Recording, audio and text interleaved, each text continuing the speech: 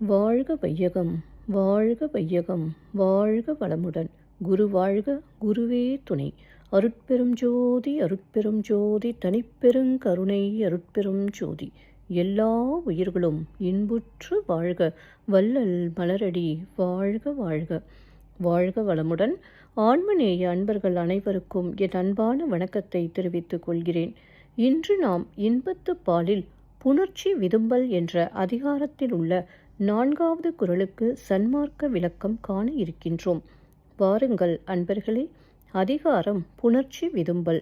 குறள் 1284. ஊடற்கண் சென்றேன்மன் தோழி, அது மறந்து கூடற்கண் சென்றது என் நெஞ்சு. ஊடற்கண் சென்றேன்மன் தோழி, அது மறந்து கூடற்கண் சென்றது என் நெஞ்சு. முதலில் உலகியல் விளக்கம் காண்போம். தோழி, யான் அவரோடு ஊடுவதற்காக சென்றேன்.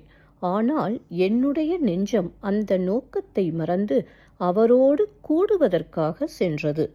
இப்பொழுது சன்மார்க்க விளக்கத்தை காண்போம். இறைவன் இருக்கும் என் நெஞ்சமான நெற்றிப் பகுதியின் உள் நடுவே கூடுவதற்கும் நிலைத்திருக்கவும் என் மனம் விழைவதால் இந்த உடலுக்கும் உயிருக்கும் உள்ள ஊடலான மரணத்தை நான் மறந்துவிட்டேன் தோழி. மீண்டும் ஒருமுறை கூறுகிறேன். இறைவன் இருக்கும் என் நெஞ்சமான நெற்றிப் பகுதியின் உள் நடுவே கூடுவதற்கும் நிலைத்திருக்கவும் என் மனம் விழைவதால் இந்த உடலுக்கும் உயிருக்கும் உள்ள ஊடலான மரணத்தை நான் மறந்துவிட்டேன் தோழி. ஒரு சிறிய விளக்கம். இறைவனோடு ஒன்றுவிட்டால் சாகா நிலையை அடையலாம், மரணமில்லா பெருவாழ்வும் பெறலாம். நன்றி அன்பர்களே.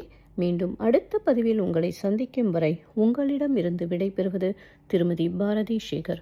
வாழ்க வளமுடன்.